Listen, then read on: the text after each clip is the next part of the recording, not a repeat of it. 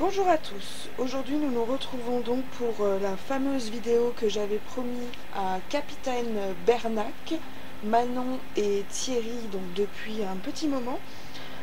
Comme promis, les examens sont terminés, donc je vous filme la vidéo, le savon simple de A à Z comme vous m'aviez demandé. Donc pour celui-ci, j'ai respecté donc les challenges avec des huiles trouvables dans tous les magasins. Donc vous avez l'huile d'olive, bien sûr vierge, pressée à froid si possible. L'huile de coco, j'ai trouvé celle-ci chez Action pour pas cher.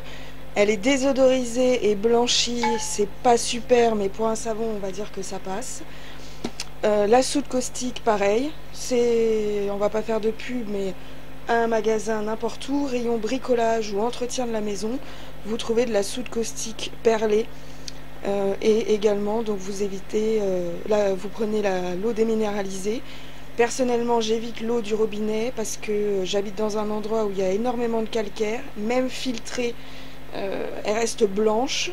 Donc je préfère utiliser une eau déminéralisée pour éviter toute réaction chimique non désirée. Et bien sûr, éviter absolument de la prendre parfumée. Pendant des mois, j'en ai plus trouvé, elle était soit à la pêche, soit à la lavande. C'est un produit synthétique à l'intérieur, et deux, encore une fois, on n'a aucune idée de comment ça va réagir avec le savon, avec la soude, une fois que la saponification aura commencé. Donc, une fois que vous avez ces 4 éléments essentiels, votre corps gras, votre solution de soude, il vous faut maintenant le matériel. Donc pour le matériel, j'ai respecté exactement les mêmes conditions. Donc tout ce que je vous propose, hormis les balances, et encore celle-ci, donc c'est important d'avoir une balance qui vous pèse les ingrédients à 0,01 g précis.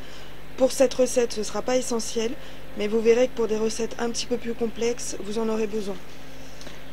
Ensuite, une balance de cuisine basique. Celle-ci, je l'ai prise... je ne sais plus si c'est à Action ou chez Géant. Donc pareil, une dizaine d'euros maximum. Vous avez besoin également d'un mixeur plongeur. Donc pareil, celui-ci testé et approuvé. Il vient d'Action, il m'a coûté moins de 10 euros. Et ça va faire à peu près 7 mois que je l'ai et que je fais uniquement les savons avec par contre. Tout ce que vous allez utiliser ici pour faire votre savon devra toujours être utilisé pour faire du savon. Certaines personnes disent que c'est inoffensif de les réutiliser ensuite pour faire la cuisine si vous êtes sûr d'avoir éliminé toutes les taches de soude. Personnellement, je m'y risque pas. Je sépare mon matériel. Je le sépare même de mon matériel de cosmétique. Ce qui est pour les savons reste pour les savons. Un bol pareil, Action. C'est un lot de 3. Vous en avez un plus gros et un plus petit. Pour mesurer, pour faire ma soude tout basique, je récupère des pots à fromage blanc. Je m'assure simplement que derrière, quand vous regardez pour le sigle plastique, donc vous avez un triangle et en dessous, à l'intérieur vous avez un numéro. Donc pour le plastique PP5, pour le savon, la soude, etc., il n'y a pas de danger. Donc j'en ai un pour mon mélange de soude et un pour peser mes huiles. Je garde toujours une petite soucoupe dans laquelle je mets le pied de mon mixeur pour éviter d'en mettre partout. Vous avez également besoin d'un thermomètre, donc j'ai eu la chance qu'on m'offre celui-ci.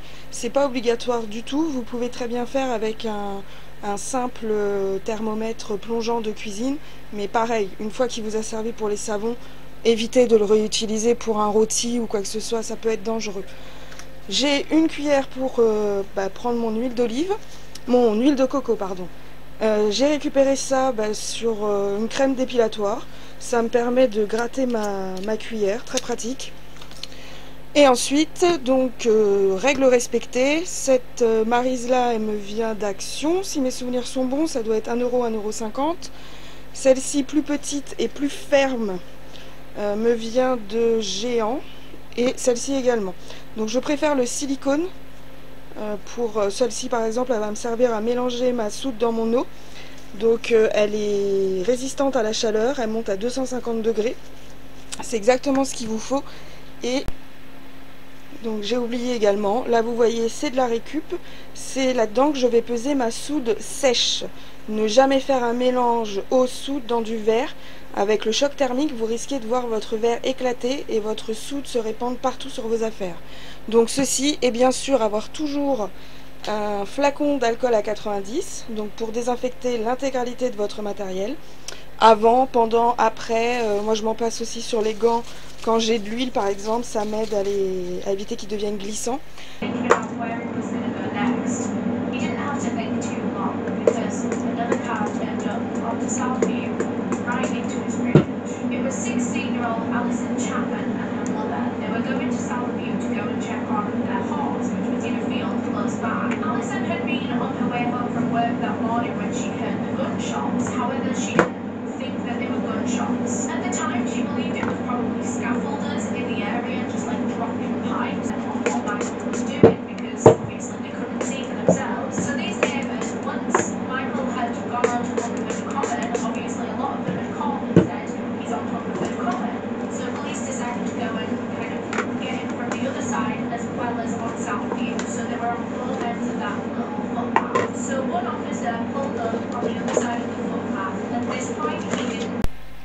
Ensuite, vous aurez besoin d'un matériel de protection qui est réellement essentiel, que ce soit pour protéger votre peau ou pour protéger vos bronches. Puisqu'au moment où vous allez mettre votre soude dans votre eau, une vapeur va se dégager, une vapeur toxique, donc pleine de soude, qui peut brûler vos bronches et vos poumons si jamais vous les respirez. Donc, et surtout, vos yeux.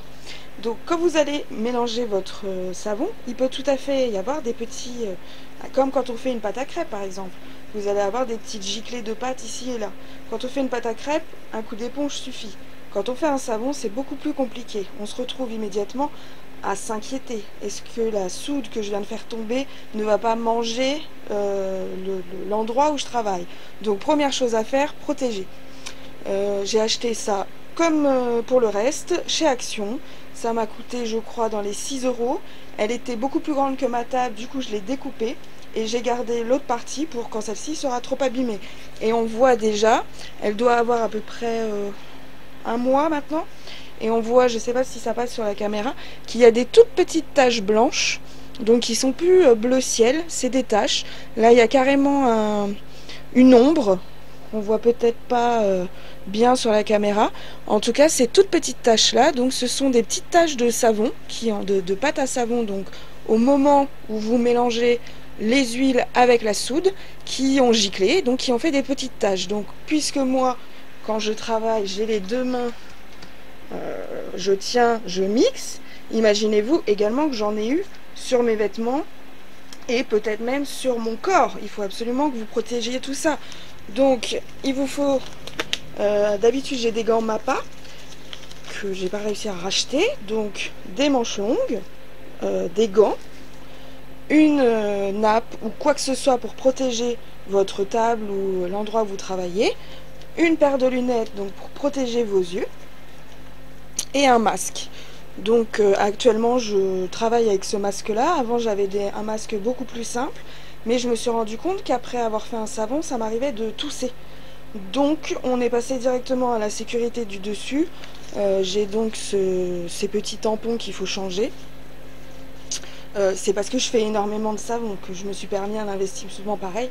Il n'est pas nécessaire, à moins que vous ayez déjà préexistant des problèmes respiratoires. Dans ce cas-là, oui, je vous conseille de passer directement à un masque très protecteur de ce genre-là.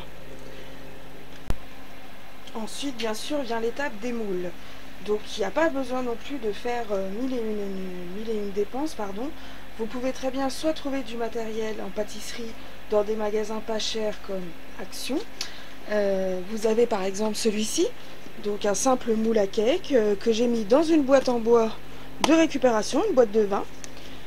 Hop, je l'ai calé donc avec les petites cales qui tenaient la bouteille de vin, et j'ai mis en dessous un torchon afin de le caler, et je fais mes savons là dedans. Donc ce qui est bien, c'est qu'il a un fond ondulé, du coup ça me fait un savon comme on dit la tête en bas.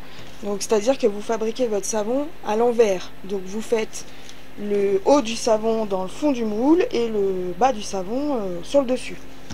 Ensuite, vous avez des petites choses comme ça. Donc, ce sont également des choses que j'ai trouvées chez Action. Normalement, ce sont des choses pour ranger les... Comment ça s'appelle? Les couverts ou les petits gadgets de cuisine. Chaque cagette, je pense, est dans les 2 ou 3 euros. Là, dans ce cas-là, ce que je fais, c'est qu'au fond, je mets du papier cuisson, donc du papier sulfurisé, pareil, hein, marque que vous voulez, le moins cher possible. Je fabrique un patron que je mets à l'intérieur et ça protège mon bois. Ensuite, pour des un peu plus fun, pareil, j'ai trouvé celui-ci chez Action. Il m'a coûté dans les 2 euros pour faire un savon rond. Donc, si vous voulez ni utiliser de parfum ou de couleur, mais que vous voulez quand même faire quelque chose de fun, vous pouvez tout simplement varier la forme du savon. Après, bien sûr, vous avez toujours la possibilité d'investir dans des moules très jolis, hein, magnifiques. Même quand vous les démoulez, il y a absolument chaque petite fleur, chaque détail du papillon qui ressort. Mais si vous voulez faire, on va dire, une fois des savons de temps en temps, c'est vraiment pour vous amuser, pour votre plaisir d'investir dans des choses comme ça. Il n'y en a absolument pas besoin. L'avantage cependant pour cela, c'est que vous avez déjà les parts de découper. Chaque savon est individuel. Après tous ceux que je vous ai présentés avant, il va vous falloir également quelque chose pour découper. Un couteau peut largement faire l'affaire, ou si vous êtes comme moi et que vous faites des dizaines de savons, il va falloir investir dans un découpeur. Après, vous avez des toutes petites choses comme ça. Donc pour faire des tout petits savons, 500 ml par exemple, 500 grammes, c'est très bien. Pareil, ceux-là, je crois que je les ai achetés chez AliExpress ou Amazon, un des deux. Et vous voyez, il y a encore des petites paillettes qui collent. Alors ça, le silicone, c'est un vrai nid à poussière et un vrai nid à... Les petits micas, les petits glitters que vous allez mettre vont rester souvent dessus. Ce que je fais, c'est que j'ai acheté des grandes boîtes chez Action, désolé hein, pour la pub, et je les stocke à l'intérieur, comme ça je peux les fermer, et il y a moins de poussière qui rentre quand je les utilise pas. Ensuite, bien sûr, vous avez tout ce qui est, on va dire, moule professionnel, entre guillemets. Donc vous avez celui-là, je pense que toute savonnière là, c'est le pain, le pain normal, quoi, on va dire. Donc celui-là, je crois que c'est mon 1200 grammes. Et j'en ai acheté un plus petit. Donc ceux-là, ils sont bien parce qu'ils sont vendus avec des boîtes. Donc avec ou sans, c'est vous qui voyez. Par exemple, mon père achète toujours ses bouteilles de vin en boîte en bois. Du coup, j'ai pas acheté, je crois que j'ai celui-là. Et un autre pour aller avec le violet. Et sinon, tous les autres, je me sers des boîtes en bois. Vous voyez, là, c'est Château Coutet. Toujours avec le couvercle, surtout si je peux récupérer le couvercle, c'est encore mieux. Donc celui-là, hop, ce que je peux vous dire, il est un tout petit peu plus petit que le violet, je crois que c'est un 900 grammes celui-là. Et il vous fait des toutes petites parts de 7 cm, je l'aime beaucoup celui-là. Il est facile à utiliser, ça chauffe uniformément à l'intérieur, j'ai un petit couvercle en plastique qui tient pas bien. Mais bon, c'est déjà bien et j'aime beaucoup le fait qu'il ait des trous en dessous. Comme ça, quand mon savon est prêt, j'ai juste à presser et ça m'aide déjà à le faire sortir de sa boîte et ensuite à le démouler, c'est d'une facilité extrême. Vous avez après les petits moules, hein, tout simplement, les petits moules à cake, pareil, hein, que vous trouvez. Là, j'en ai acheté récemment pour faire les cupcakes de Saint-Valentin. Je les ai achetés chez Lidl. C'était les fins de Noël, promotion, je crois qu'il y avait 2 boîtes pour 3 ou 4 euros, j'ai pris les 2 boîtes. Nous nous retrouvons donc pour la pesée. J'ai oublié tout à l'heure de vous parler, pour la pesée des huiles liquides, il vous faudra également un bécher, donc même chose, hein. Vous avez ceux-là qui sont disponibles à l'unité chez Action, et sinon vous avez un lot de 3 avec un 500 ml, 250 et un 50 si mes souvenirs sont bons. Pareil, je les ai pas sous la main, mais j'en ai quelques-uns. Donc je m'en sers pour peser mes huiles liquides. J'ai bien mon bol. On va commencer par peser l'eau de notre soude. Donc je prends mon petit récipient.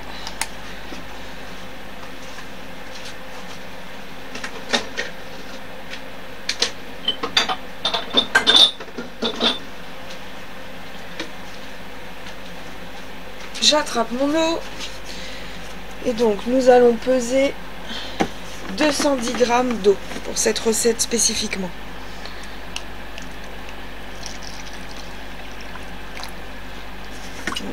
Je suis carrément trop haute.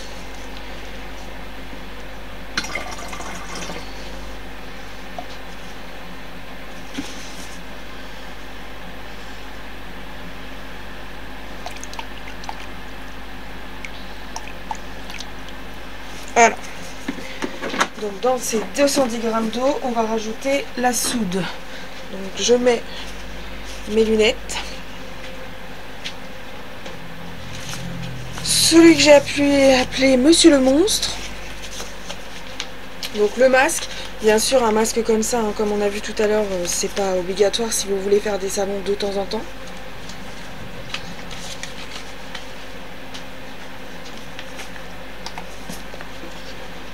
Et là nous devons peser 104,49 de soude. Donc nous prenons notre récipient et nous allons peser 104,49 de soude.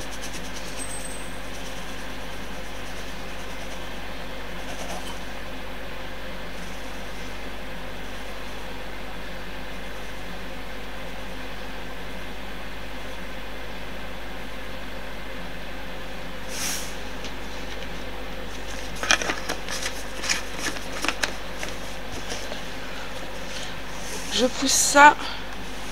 Je prends donc notre récipient sur un dessous de table et petit à petit je vais verser la soude.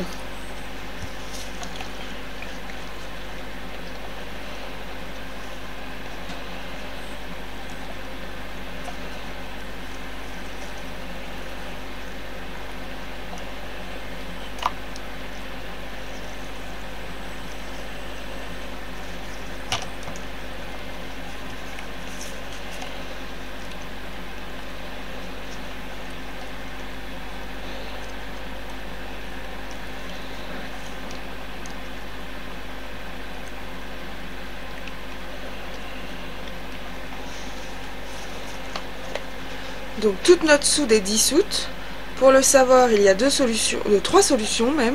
Donc vous avez la solution toute bête, hein, du grattage. Vous grattez les parois de votre récipient. Si vous sentez qu'il reste des petits granulés, vous continuez à tourner. Il y a le test de la couleur. Donc une eau qui contient de la soude sera plutôt blanchâtre. Vous voyez, même sans le blanc du contenant, on voit bien que c'est une eau plutôt blanchâtre. Et à partir du moment où elle sera redevenue transparente, ça voudra dire qu'il n'y a plus de soude, que toute la soude a été dissoute. Et vous avez également le test de la température.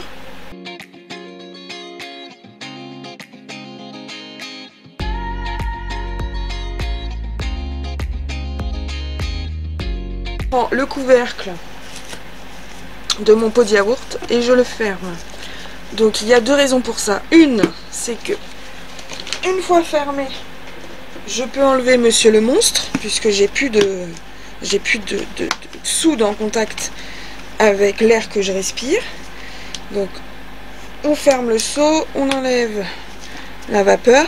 Et une deuxième raison pour laquelle je ferme toujours, c'est quand vous avez la solution qui commence à chauffer, vous avez des vapeurs. Donc c'est pour ça qu'on se protège.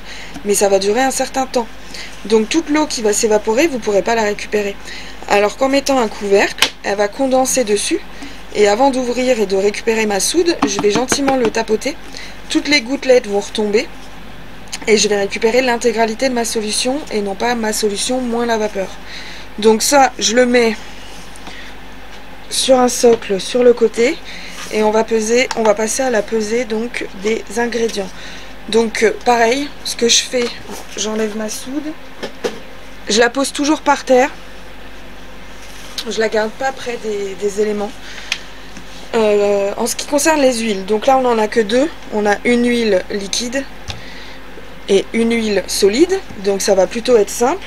Mais quand j'ai par exemple 2 ou 3 beurres et 2 ou 3 huiles, ce que j'aime faire c'est mettre les huiles non pesées sur ma gauche, puisque je suis droitière, et tout ce que j'ai déjà pesé va sur ma droite. Une deuxième chose aussi que j'aime faire quand j'ai plusieurs huiles ou plusieurs beurres, c'est d'avoir un troisième récipient qui va me permettre de peser chaque huile, chacune son tour. Comme ça, si j'ai un trop gros dépassement, je peux récupérer l'huile sans qu'il y ait de mélange. Donc on va dire que là c'est mon saladier de beurre. Je vais mettre par exemple, j'ai une recette avec huile de coco et beurre de karité. Je vais d'abord peser mon huile de coco. Une fois que j'aurai le poids dont j'ai besoin, je verserai l'huile de coco. Puis je viendrai réutiliser ça pour peser mon beurre de karité, pardon. Une fois que j'ai la quantité qu'il me fallait, je verse, je mets ça sur le côté et je m'occupe d'un autre, hein, par exemple... j'en ai un plus petit sous la main, je vais peser mes huiles liquides dedans et ensuite je viendrai verser dans le récipient qui contiendra toutes mes huiles. Ça évite les problèmes de dépassement. Hop. Donc pour l'huile d'olive, nous aurons besoin de 525 grammes, en sachant que la balance Amazon ne va que jusqu'à 500. Donc il faudra à 400 à peu près remettre à zéro. Donc là on pèse 400 grammes. Pour une recette comme celle-ci qui contient beaucoup d'huile d'olive, la trace va être longue à arriver, surtout qu'on ne fait aucun ajout. On ne va pas ajouter de lait ou de fragrance qui pourrait accélérer la trace. Donc ça va nous prendre un certain temps pour monter la pâte à savon. Et surtout, avec beaucoup d'huile d'olive comme ça, il va être un petit peu plus long à sécher. Donc habituellement on parle d'une cure de 4 à 6 semaines, mais mes savons qui contiennent beaucoup d'huile d'olive, je peux les laisser 4, 5, 6 mois avant de les mettre en service, entre guillemets. Plus longtemps il sera en cure, en fait plus vous avez de... Voilà, donc là on est à 400 grammes, je vais remettre à zéro et on va peser les 125 qui restent. Donc plus vous avez d'huile d'olive, plus le temps de cure peut être long. Il y a des endroits, par exemple les savons de Castille, où on peut laisser les savons jusqu'à 9 mois en cure. C'est exactement le même principe que le vin ou certains fromages. Là j'ai fait n'importe quoi.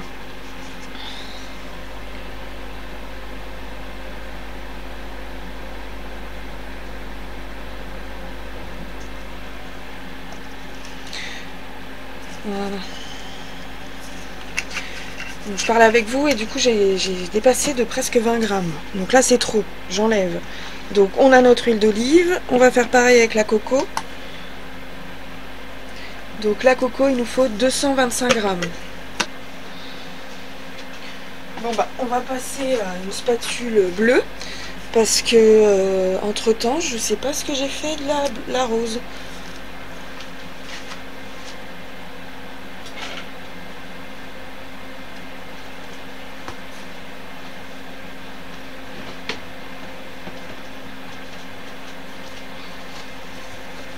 J'ai bien la petite, j'ai bien la violette, mais je trouve plus la rose. Bon, c'est pas grave. Elle doit être rangée. Donc, nous avons 225 grammes de coco. Là, je suis à la fin du pot.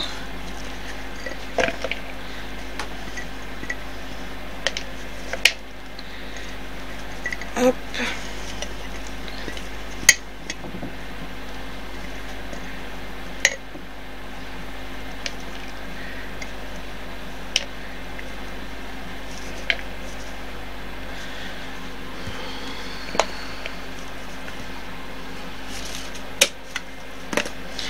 On va prendre notre cuillère, qui elle aussi visiblement a disparu.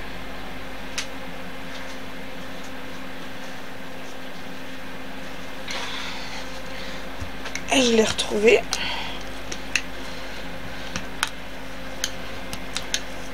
Vous voyez, j'enfonce au plus profond ma cuillère et j'essaye de casser au maximum quand j'ouvre un pot. Ce qui me permet ensuite de peser plus facilement. Donc on est toujours avec 225 grammes.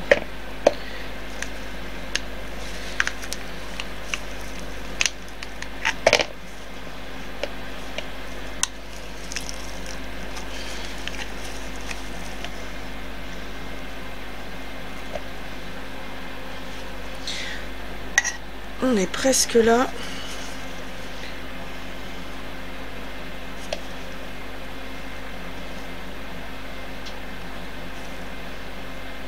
Donc là j'ai la spatule sous la main donc je l'utilise, mais sinon j'aurais pris mon petit racloir à crème là.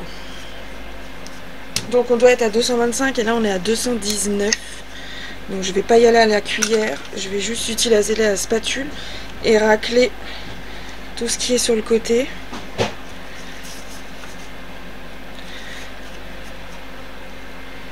En prenant soin de racler autant la spatule que la cuillère. Et on va voir combien on a. Hop. Donc vous pouvez avoir l'impression que ça prend du temps et que ça sert à rien, mais en fait au moment de la vaisselle, c'est beaucoup plus facile à nettoyer si vous avez quasiment plus ni huile ni pâte à savon dans vos récipients. Et surtout, économiquement, vous vous y retrouvez... non, il nous manque toujours 3 grammes. Vous vous y retrouvez en ayant plus de pâte à savon, la bonne quantité de vos huiles. L'autre fois, je regardais une dame qui faisait du savon. Elle a presque laissé, je pense, 8-10 millilitres dans le fond de son... dans le fond d'un de ses béchers, et je me suis dit mais sur la petite quantité sur laquelle elle travaille, ces 8-10 millilitres c'est peut-être très important, puisqu'elle nous dit qu'elle fait pas de surgraissage puisqu'elle met des laits, ce que je comprends pas, parce que oui, vous pouvez mettre des laits, effectivement le lait va apporter une certaine quantité de gras, mais c'est pas pour ça que vous devez supprimer totalement le surgraissage. Après, si vous voulez faire bien sûr des savons ménagers par exemple, là il faut pas mettre de surgraissage, sinon vous allez graisser ce que vous essayez de nettoyer. Mais il y a quand même des choses où il faut respecter. La peau également, et le surgraissage quand on fait du savon à froid, c'est quand même le plus, hein. Au chaudron également, il y a du surgraissage. Ok. Donc là, nous avons nos 4 éléments préparés, pesés. On a pesé notre soude, on a pesé notre eau et nos 2 huiles. On a également mélangé notre eau dans notre soude, qui est en train de reposer. Dans 20, 30 ou peut-être même un peu plus, ça va dépendre. Je vais aller prendre la température de la soude. Si elle s'approche si elle descend en dessous des 40 degrés, pardon, j'irai faire fondre doucement ma coco. Donc ce que j'entends par doucement, c'est que je dépasse pas les 450 watts et je fais des pulsions de 20 à 30 secondes. Donc je lance 30 secondes, je mélange, j'essaye d'écraser les gros morceaux, je remets 30 secondes. Si je vois que c'est à peu près fondu mais que ça reste opaque, je vais finir avec simplement une spatule en m'en mélangeant bien. Par contre, si je vois qu'il reste des petits morceaux, alors bien sûr si c'est des petites miettes grosses comme celle-ci, je vais les laisser, elles vont fondre à l'intérieur du reste. Par contre, si on se retrouve encore avec un morceau par exemple comme ça qui flotte, vaut mieux remettre un petit coup. Et pareil avec les autres huiles liquides ou les autres huiles solides ou les beurres, je commence toujours comme ça quand je le fais à froid.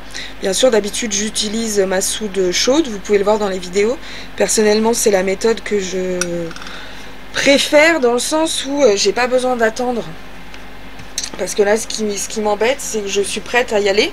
J'ai tous les éléments rassemblés, j'ai mon moule prêt. D'ailleurs, je vais vous le montrer. Donc c'est le fameux moule à cake Action le plus basique possible. Le seul atout qu'il a, c'est cette petite rainure là. Et au moment où il est prêt, donc toujours désinfecté. On voit qu'il reste des petites gouttelettes d'alcool qui vont s'évaporer. Donc j'ai pas d'autres préparations à faire, j'ai pas de couleur à préparer, j'ai pas d'ajout à penser, donc là oui je suis prête à y aller, mais le problème c'est que la soude est chaude, donc je dois attendre, et c'est moi cette partie là qui me dérange. Ce que je préfère faire normalement, c'est d'organiser une série. Donc là par exemple j'ai celui-ci en cours, j'ai donc qui est mon 2. Donc j'ai celui-ci en cours, j'en ai un avec une soude qui doit être froide, donc qui est déjà préparée, et mon numéro 3, j'ai juste préparé eau, huile, beurre, et la soude je le rajouterai au dernier moment, comme ça je vais travailler avec ma soude chaude, ce qui va me permettre de laisser soude 1 et 2 complètement refroidir pendant que je fais le numéro 3. Donc ça me dérange pas dans ce cas-là de travailler la soude froide si vous voulez. C'est juste que pendant ce temps-là, il faut que je fasse quelque chose. Donc si j'ai un savon plutôt simple, donc là ça sera un savon cupcake, où je sais que je connais la recette, je l'ai déjà faite à maintes reprises, et je sais que travailler avec une soude froide, ou température ambiante ou chaude, n'a pas d'incidence sur ma recette, donc c'est celle-ci que j'ai privilégiée en chaud. Ensuite, quand j'ai pas de série à faire, j'essaye de choisir des recettes qui fonctionnent à chaud. Donc ça reste de la saponification à froid, c'est juste que vous utilisez la chaleur de votre solution de soude pour faire fondre vos beurres ou vos huiles solides. Il n'y a pas de modification de méthode en fait. Et habituellement, je vais aussi passer beaucoup de temps à pré-mélanger mes micas, à préparer peut-être dans mon numéro 2, mon numéro 1, pardon, j'ai prévu de mettre du lait. Donc je ne sais pas si vous allez le voir, j'ai beaucoup le fond blanc là, c'est du lait.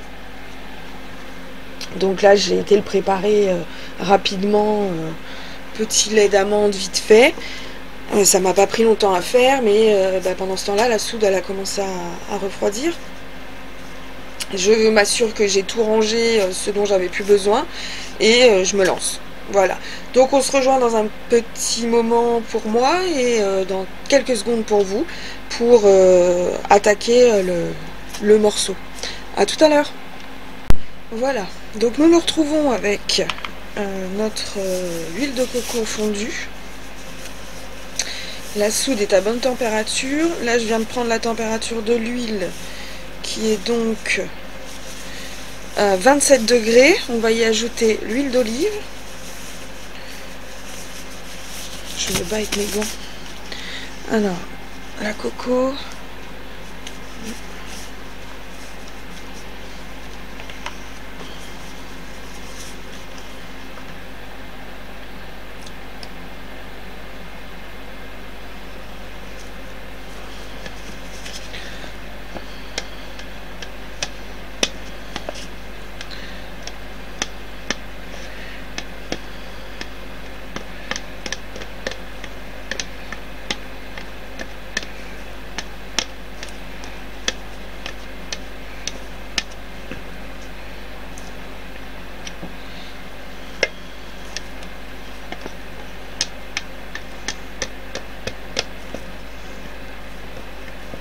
Donc on racle bien pour récupérer un maximum d'huile d'olive.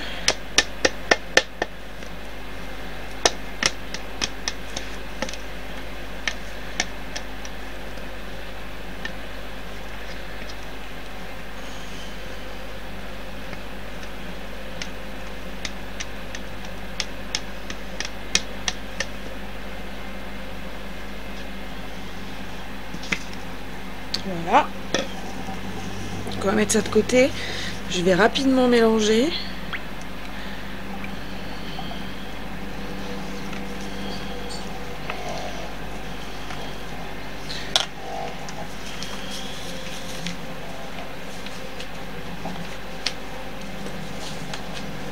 Je mets le masque, les lunettes.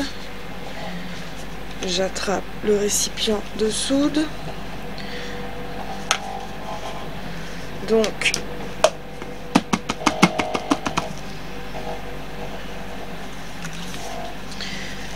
mes huiles sont à 22 degrés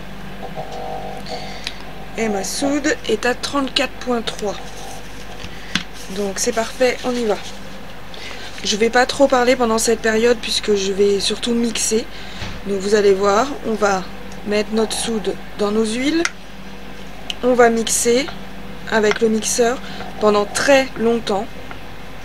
Donc ce que je fais, c'est que je mixe un peu, je remue avec le pied du mixeur, je laisse reposer, je remixe, je remue avec le mixeur, simplement sans l'enclencher en fait, pour laisser le moteur refroidir, se reposer un petit peu. Et ensuite je remixe pour une pâte de cette nature, donc avec énormément d'olive et un petit peu de coco. On va se retrouver peut-être à mixer pendant 20-25 minutes Donc il va falloir laisser reposer notre appareil à un moment ou à un autre. Donc j'ai mon moule de préparer, hop, qui sera donc disponible dès que j'en aurai besoin. Et c'est parti. Donc là je vous dis, je vais pas vous parler puisqu'on va surtout mixer et on se reprendra ensuite quand on va couler dans le moule.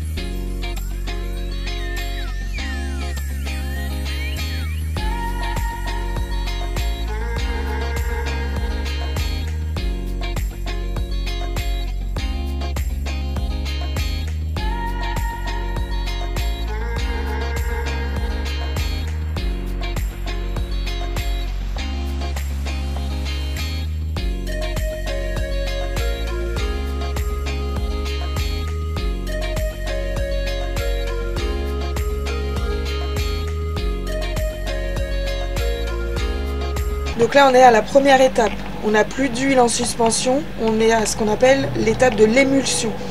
Donc si vous aviez beaucoup de couleurs à préparer, ou alors une fragrance qui trace rapidement, ce serait le moment parfait pour séparer votre pâte. Mais nous, puisqu'on n'a qu'une seule couleur, on va continuer.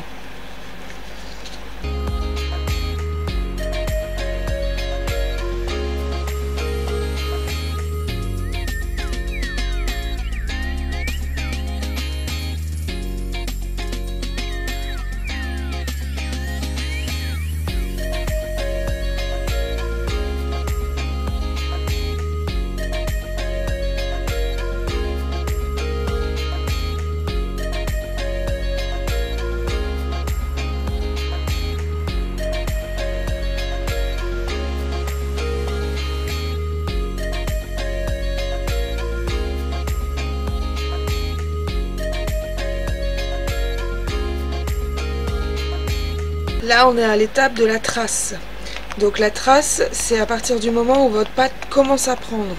Donc quand je retire, vous voyez, je remue, je laisse la surface devenir toute lisse. Je retire et je fais un petit dessin. Donc je ne sais pas si ça va se voir à la caméra, mais vous avez des petites lignes qui se forment sur la pâte. Donc là, on a une pâte très fine. Nous, ce qu'on veut là actuellement, c'est une pâte épaisse. Donc on va continuer.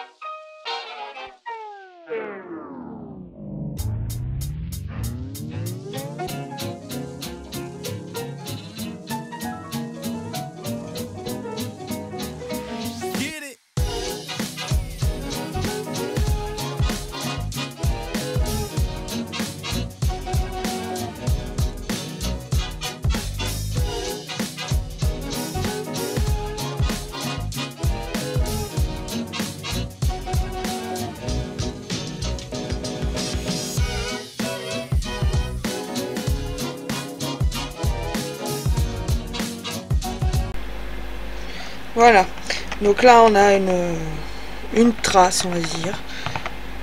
Il est encore un peu liquide, mais on va s'arrêter là parce que j'ai mon mixeur qui chauffe. Donc je vais tout de suite le débrancher et le laisser se reposer pour la suite. Donc on a une belle trace, on va pouvoir racler complètement le mixeur, on ne l'utilisera plus. Je vous ai pas dit aussi sur la couleur de la pâte. Donc couleur de la pâte et donc couleur du résultat, le savon. Ça va aussi dépendre de l'huile d'olive que vous avez choisie. Si vous avez une huile très jaune ou très verte, elle donnera une pâte à savon différente de la mienne. Si vous avez choisi une huile de coco par exemple désodorisée et blanchie comme j'ai eu, ça devrait ressembler à ce que j'ai niveau coco. Et si vous avez par exemple comment ça s'appelle, une huile d'olive très pâle, ça peut être encore plus pâle que ça, il n'y a aucun problème, ça ne viendra pas du fait que vous avez raté quelque chose ou quoi que ce soit. Et le résultat donc sera aussi différent selon si vous avez utilisé une huile d'olive colorée ou plutôt palichonne. Hop, mon petit ramequin, il est là. Je pousse ça. Qu'est-ce que je voulais faire? J'ai mis de la pâte à savon sur le micro. Je suis pas sûre qu'il apprécie. Voilà. Donc, première chose que je fais, c'est avec la Maryse de décoller les bords. Remélanger tout ça. C'est pour m'assurer qu'il n'y a pas d'huile qui est restée prisonnière sur les parois. Et surtout, ça m'aide, vous voyez, à crever les bulles. Les petites bulles que j'ai formées en mixant en haut, trop près de la surface. Voilà, donc là il est très bien, il va être beau. On a une belle trace, je sens que c'est un peu épais sous ma spatule, tout en étant largement coulable. Donc ce qui va être bien, c'est que ça va nous permettre de bien gripper, rattraper tout le petit contour de savon. Je vais juste sortir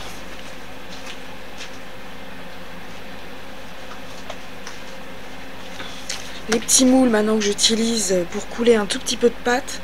Ça me permet de garder non pas une grosse tranche de savon comme je faisais avant, mais un tout petit échantillon que je garde et que j'expose au soleil, à la chaleur, etc. pour voir comment ça réagit. Donc là, pour un savon basique comme ça, normalement il n'y a pas de problème. Je fais surtout les tests avec les colorants et les fragrances. Là, étant donné qu'il n'y a ni l'un ni l'autre, hop, je le mets sur le côté. Et là, on va couler donc dans le gros moule. Pas besoin de se prendre la tête, on coule tout simplement. Alors vous avez aussi à garder à l'esprit, si vous avez le même moule ou un moule de ce style avec la décoration en bas, il faut que votre dessus soit le plus plat possible. Si vous avez un autre moule à cake où il n'y a absolument pas de décoration en bas, il est lisse comme les parois, dans ce cas-là, vous coulez et vous pouvez faire des petits dessins sur le dessus. Donc que ce soit avec une cuillère, vous pouvez remonter la pâte d'un côté et laisser, je sais pas, nature, ou vous pouvez prendre une fourchette et faire des petites impressions. Vous pouvez tout remonter la pâte sur le milieu pour faire des petits dessins. Vous pouvez prendre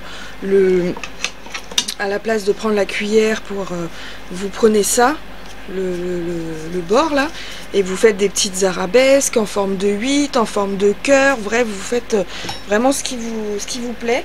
Mais moi je peux pas, puisque mon vrai dessus est là.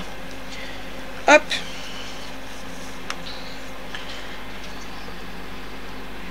Regardez comme elle est belle.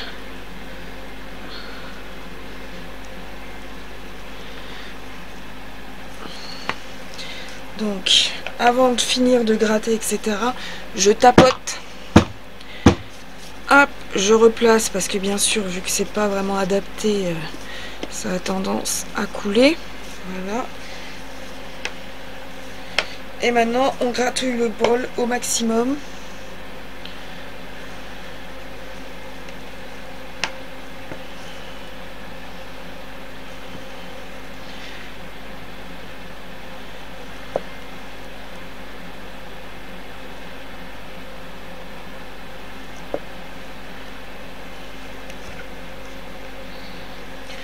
Hop.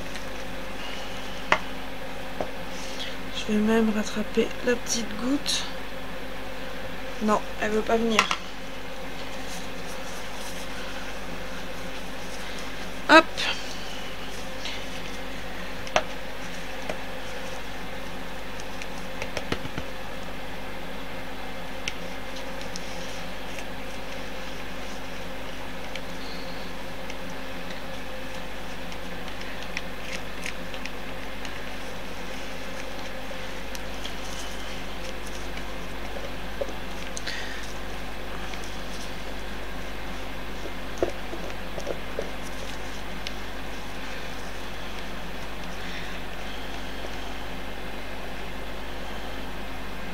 Vous voyez, elle a bien épaissi hein, le temps qu'on coule.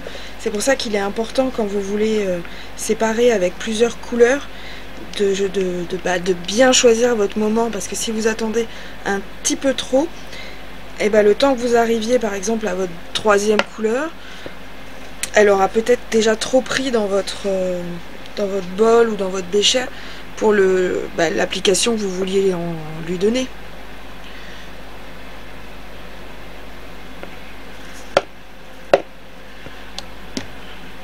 Voilà, donc on retape.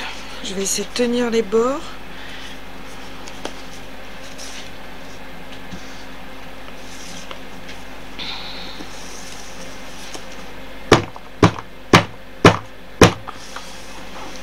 Voilà. Vous voyez, une fois que j'ai fini, et encore je vais repasser un petit coup.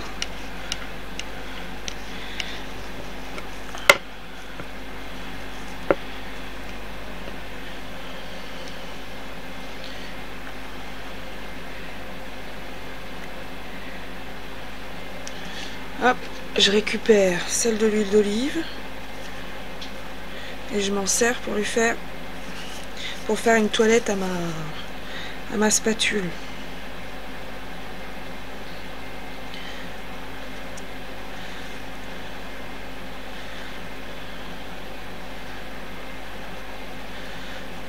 Voilà.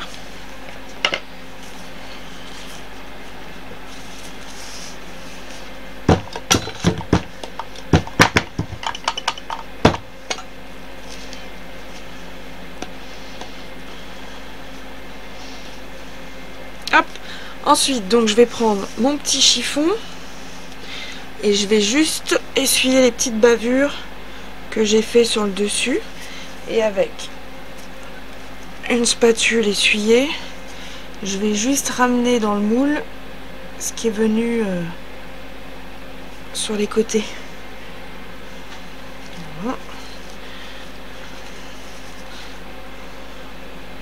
Voilà.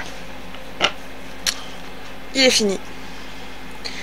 Donc ce que je vais faire, c'est que je vais lui mettre son couvercle.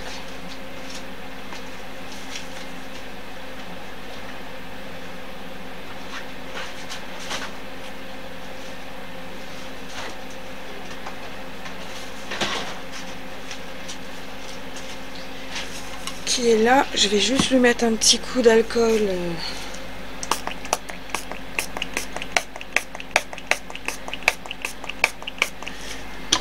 Voilà. Je lui mets son petit couvercle. Je rabats ce petit... moi je m'en sers comme bloc moule entre guillemets. J'attrape un de mes torchons et je l'emballe. Puis je prends le deuxième et je fais pareil de l'autre côté. Donc ça doit avoir un terme scientifique du genre isolation, et moi j'appelle ça mettre mon savon au lit. Donc voilà, donc là je vais le laisser tranquille, à l'abri surtout des animaux et des enfants, dans une pièce à l'abri de la lumière si possible. Alors de la lumière du soleil direct, hein, s'il fait jour dans votre pièce c'est pas un problème. À l'abri de l'humidité, ça c'est important. Et donc on va le laisser 12 à 24 heures, en sachant qu'il y a énormément d'olives. Je le laisserai bien tranquille 48 heures. On viendra le voir de toute façon régulièrement, hein, par curiosité. On viendra voir si la surface commence à se solidifier. Au sujet de ce savon, donc j'ai quelques détails à vous donner. C'est un savon donc sur gras à 7%, avec un pouvoir doux qui se situe à 60, en sachant que l'échelle est 44-69. On aura une dureté de 36 sur une échelle de 24 à 54, un pouvoir lavant à 20 pour une échelle entre 12 et 22. On aura 20 en bulle, alors que l'échelle est entre 14 et 46. Il sera crémeux, alors à 15, ça vient de l'huile d'olive, hein, c'est pas suffisant en fait pour qu'il soit assez doux et crémeux. Doux, il est très bien. En crémeux au niveau de la mousse, ce sera pas ça, mais vous aurez des bulles. Et ensuite, donc, il y a les deux indices, rancissement et alors, vitesse de fonte, on appelle ça. C'est savoir si oui ou non votre savon ne va pas fondre trop rapidement ou au contraire ne va pas fondre du tout. Parce que si vous lavez avec un savon qui reste dur, qui fait pas de mousse et qui malheureusement va laver, hein, tout savon lave mais ne va rien apporter d'autre. Donc vous avez l'iodine qui est à 62 pour une échelle entre 41 et 70, et l'INS, donc qui est le fameux pouvoir de fonte, qui est à 151, alors que l'échelle est entre 136 et 165. J'ai utilisé 28% de ma quantité d'huile en quantité d'eau pour faire fondre ma soude, et donc il est sur gras à 7%. Voilà. Donc ça va vous faire un bon savon qui sera aussi bien, puisqu'il ne contient absolument aucun ajout qui pourrait causer des problèmes. Ça peut aller aux enfants, ça peut aller aux femmes enceintes, ça peut aller aux personnes âgées, ça peut aller aux hommes, aux femmes. Là vraiment il n'y a pas de problème, hein. Ça peut aller aux personnes qui ont des problèmes de peau. Alors ça va pas être miraculeux, mais ça peut soulager tout de même. Et vous avez pour ce genre de savon, après vous pouvez le décliner de mille et une façons. Vous pouvez très bien changer, toujours repasser la recette au calculateur, mais changer par exemple non pas les quantités d'huile, mais au niveau de votre soude. Au lieu d'ajouter de l'eau pour faire votre solution de soude, vous pouvez ajouter du lait, ou alors vous pouvez garder votre eau, mais en diminuer la quantité. Par exemple là pour cette recette précisément, qui nous a fait un savon environ de 1064 grammes, on a 210 grammes d'eau. Donc vous pouvez très bien utiliser, on va dire 150 grammes d'eau pour faire votre dissolution de soude, et utiliser, j'ai dit quoi, 110 grammes, non, j'avais dit 150 grammes, voilà. Donc il nous restera 60 grammes de lait. Le lait, vous pouvez soit l'ajouter en glaçon, donc il y a la possibilité de congeler le lait que vous avez fait ou acheté. Vous le congelez en petits glaçons, dans des petits bacs à glaçons, ou les petites décorations melt and pour qu'on peut mettre sur le savon. Vous en faites donc des glaçons, vous mettez vos glaçons, votre eau pour terminer la quantité, et là vous petit à petit vous mettez votre soude, donc par cuillerée à café, vraiment légèrement, tout doucement, et ça va faire fondre votre lait, vos glaçons. Donc de lait, j'ai fait lait de coco, lait d'amande, lait de riz, j'ai fait lait d'avoine, il y en a un cinquième, lait de vache, tout simplement. J'ai essayé avec de l'eau de coco aussi, qu'on m'avait donné, une grosse bouteille. J'ai pas pu la boire dans les 3 jours, du coup j'ai tout congelé et je l'ai utilisé ensuite. Et la crème de coco, et j'ai congelé aussi du babeur, vous savez, le lait ribot, je crois en breton on dit, et sinon c'est du lait fermenté. Pareil, c'est que vendu en grande bouteille. J'ai été obligée d'acheter donc la grande bouteille. J'ai eu beau faire 5 savons avec, il a fallu quand même que je congèle une partie. Donc vous avez la possibilité, voilà, d'ajouter des poudres également. Donc vous avez tous les laits disponibles que je vous ai cités, qui sont disponibles en poudre. Le lait d'amande, le lait de coco, ça existe en poudre. Pour l'avoine, vous avez l'avoine colloïdale. C'est une avoine, c'est une farine hein, d'avoine très très très fine qui se mélange bien au moment de la préparation.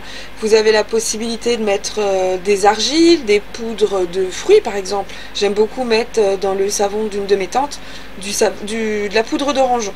C'est très bon pour la peau et ça permet à toute personne qui souffre de peau d'orange, pas d'atténuer, mais en tout cas de participer à l'atténuation si c'est complété par des crèmes, pardon.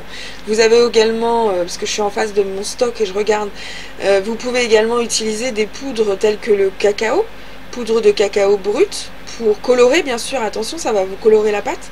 La spiruline aussi, pour obtenir un vert, selon la quantité utilisée, qui peut aller du vert pâle au vert assez foncé. Vous avez la possibilité d'utiliser des exfoliants. Là, j'ai un savon qui va suivre, où je vais utiliser donc des pépins de fraises. Des tout petits pépins de fraises épilés, je suppose, sur les fraises et qui sont ensuite séchés. Et moi, je l'adore, ce truc pour les savons exfoliants. Donc, vous avez une panoplie de choses possibles comme ajout, sans parler fragrance et colorant. Colorant, je vous parle colorant, ça va être les micas, les pigments et les oxydes. Vous avez des colorants naturels. Vous avez sur internet des personnes qui vous mettent pour une recette de savon basique comme celle qu'on a réalisée là, donc avec 70% olive et 30% coco. Vous avez des personnes donc qui ont testé avec toutes les argiles, toutes les poudres alimentaires par exemple qu'on peut utiliser en savonnerie, et vous allez voir avec les photos qu'ils ont postées le résultat. Donc ça peut aller d'un quelque chose de très très pâle à quelque chose de carrément surprenant. J'ai vu les résultats de l'organette par exemple qui me tente bien, qui fait un violet assez sympa, et là j'ai de l'argile violette qu'on m'a offerte. J'étais persuadée que ça allait me faire un superbe violet dans ma pâte à savon. Non, du tout, ça a viré au cacadoa, si je peux me permettre l'expression.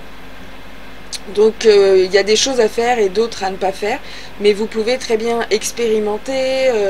Je sais que l'autre fois j'ai fait, à la demande de quelqu'un, on m'a demandé de faire un savon exfoliant à la poudre de coco.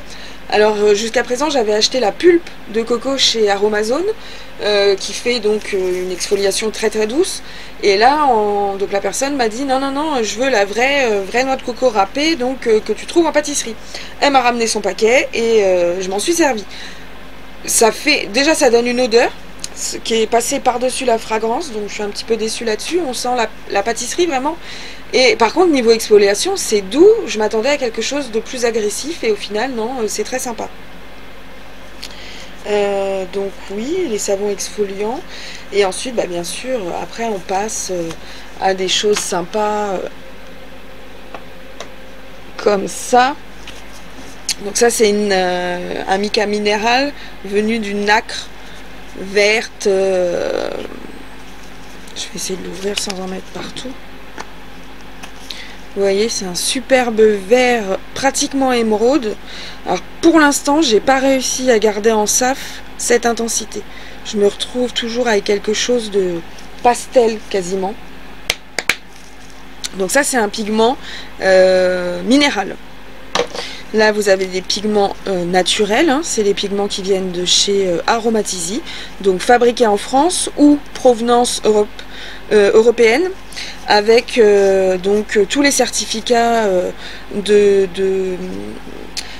comment on appelle ça, d'exploitation responsable. Il n'y a pas d'enfants, il n'y a pas de personnes maltraitées ou d'animaux maltraités pendant la récolte ou la fabrication, et j'adore vraiment les résultats que ça donne. Donc là par exemple on a le lagon, c'est un de mes préférés. Donc selon la pâte à savon que vous allez utiliser, il va partir soit sur un vert, soit sur... La caméra lui rend pas justice du tout. Vous êtes sur un bleu, alors que moi je suis plutôt sur un vert turquoise, mais quand même vert. Et donc selon la pâte à savon de base que vous allez utiliser, il va tirer sur le vert ou sur le turquoise bleu. Là je vais avoir un pigment de sortie. Donc les pigments, oxyde minéral, donc jaune Provence, ils sont ramassés, quoi, ils sont plus ramassés ou fabriqués en France en tout cas. Là vous allez avoir un jaune assez ocre. Donc ces petites choses là, c'est fort sympathique, ça colore bien, mais c'est dur à travailler. Il faut vraiment prévoir votre mélange à l'avance pour que tous les petits grumeaux, les petits cailloux, quoi. C'est pas des cailloux, hein, c'est de la poudre, mais vous voyez, elle s'est agglomérée. Et du coup, pour casser ça, il faut vraiment préparer vos pigments à l'avance. Et malgré ça, j'ai encore des fois des petites mouches de colorants mal dispersés. Et sinon, vous avez des choses comme ça. Le charbon végétal activé, donc c'est un ingrédient à la base pour fabriquer des dentifrices, des crèmes détox, des choses comme ça. Et mis dans la pâte à savon, ça vous fait un noir intense. Donc vous pouvez le couper. Moi par exemple, l'autre fois je l'ai coupé avec du blanc pour obtenir un gris ciment, je voulais, bah, je l'ai eu, avec le charbon et un petit peu de dioxyde. Donc voilà, on va monter monsieur, on va le mettre avec, vous voyez, il coule même plus dans le moule, il a figé. Voilà, donc je monte tout ça et après je reviens et je vais vous montrer ce que je fais. Donc je prends le fameux chiffon depuis tout à l'heure là et je vais venir finir de racler ce qui peut rester sur les ustensiles. Comme ça, quand je mets tout ça dans la panière à vaisselle, ben, il n'y a plus de pâte à savon dessus. Quasiment plus, hein, il en restera toujours. Hein, faut quand même le laver. Alors j'en trouve toujours parce que, vous voyez, bah voilà. Elle se monte, elle se démonte. Et du coup, j'obtiens toujours une petite fuite. Hop. Et je vais faire pareil avec le bécher, le saladier, et par contre je fais pas la même chose avec les deux récipients de soude. La sèche et l'eau et la soude partent au lavage directement. Tout le reste par contre ça va rester 2 ou 3 jours dans une petite caissette pliable que bah, j'ai acheté aussi à Action au tout début que je m'étais mis au savon. C'est ce qui me permettait à l'époque de monter et descendre mes ustensiles et mes ingrédients à l'époque où je travaillais en haut et que j'avais mes réserves en bas. Là maintenant je suis tout le temps en bas. Donc j'utilise les caissettes pour stocker ma vaisselle sale et la laver d'ici 2-3 jours. Comme ça je peux la laver sans crainte et sans gants parce que j'ai horreur de faire la vaisselle avec des gants. Du coup ça me permet de pouvoir y aller à main nue. Et je vais faire la même chose avec mon pied plongeur. J'enlève un maximum. Donc là, bien sûr, on a eu un bécher, un saladier et deux maris seulement. Bon, 3 en comptant celle de la soude, mais vu que je la rince pas, je la mets directement comme ça, elle compte pas. Je peux passer des fois à 6 chiffons. Donc ceux-là aussi, c'est des chiffons microfibres que j'ai acheté en lot. On va pas reciter, hein, mais dans un bric-à-brac. Hein. Pas cher, bien sûr. Hein, c'était le but à la base. J'ai commencé avec un budget minuscule. J'avais 3... D'ailleurs, l'autre fois, j'en parlais avec une copine qui m'a dit « Ah, elle est jolie ta boîte, tu l'as achetée où ?» Je lui dis bah, « Je l'ai depuis 5 ans. C'est la boîte avec laquelle j'ai commencé à stocker mes affaires quand j'ai commencé à en avoir trop. Et aujourd'hui, elle ne contient uniquement que mes colorants. » Donc, vous voyez un petit peu l'ampleur des dégâts. Donc là, je me suis donné comme mission de ne garder que ce que j'utilise pour de vrai. Quoi, pour de vrai. Ce que j'entends par là, c'est les choses que j'utilise pour de multiples choses. Là par exemple, je compte faire un savon. J'avais pas imaginé les couleurs, et ben j'ai été dans celle que j'utilise le moins. Donc le mica merlot, je l'adore vraiment, mais il est assez semblable au mica myrtille. Et le mica mousse, pareil, il est assez semblable au mica tilleul. Du coup, je préfère acheter une grosse boîte de chaque, plutôt que d'avoir une grosse boîte du tilleul, une grosse boîte du myrtille, plutôt que d'avoir et du mousse et du myrtille, parce que là j'avais récupéré chez mes parents leur ancien meuble de cuisine, donc il y a 4 étagères, des grandes, plus 4 tiroirs, et ben, c'est plein. C'est plein de choses que j'ai utilisées bien sûr, et d'autres choses que j'ai pas utilisées tant que ça. Alors des fois c'est pas de ma faute entre guillemets, hein. C'est que bah, j'ai acheté tel ou tel produit pour réaliser une crème ou un savon pour une personne, et que bah, il m'en reste. C'est ça aussi, si j'ai un reproche à faire boutique type Aromazone, c'est que il y a des fois où ils savent qu'on va avoir très peu besoin du produit et qui sont disponibles en grande quantité quoi que vous vouliez.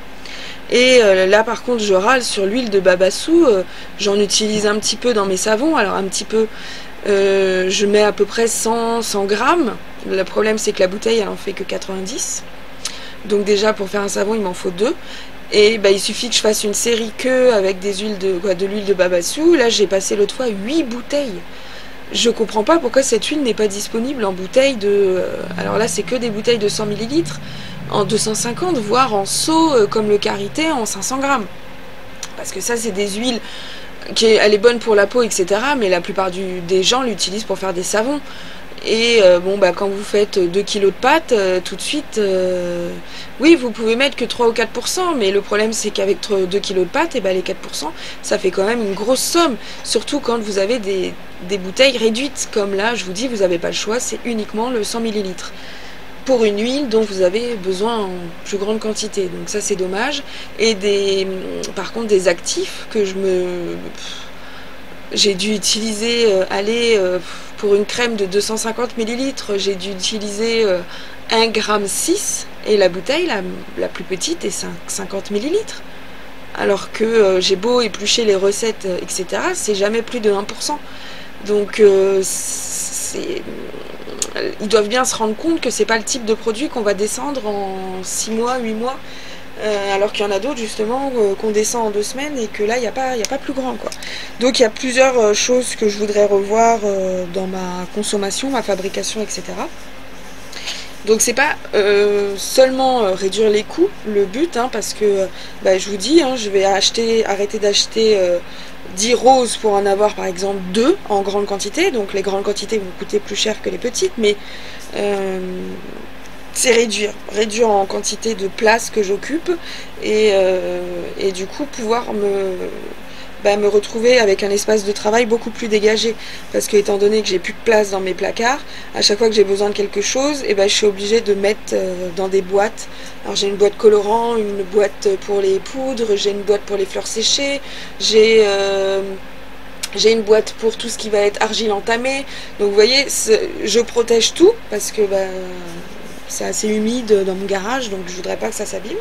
Mais le problème c'est que j'empile des boîtes, et arrivé au moment où je veux travailler, je suis obligée d'avoir tout sur mon espace de travail, alors que si je pouvais tout de suite poser, par exemple, j'ai un plan de travail sous une de mes étagères, et il y a toutes mes boîtes contenant mixeur, balance, je regarde en même temps que je vous parle, il y a mon bol mélangeur, il y a mon distributeur de savon, il y a trop de trucs, du coup je peux pas reposer. Vous voyez, par exemple là on a fait olive coco, et je voudrais bien, je vais les réutiliser. Ce que je veux dire c'est que la recette suivante il y en a aussi dedans, donc je pourrais les garder à portée de main, mais je peux pas puisqu'il y a toutes ces choses dessus.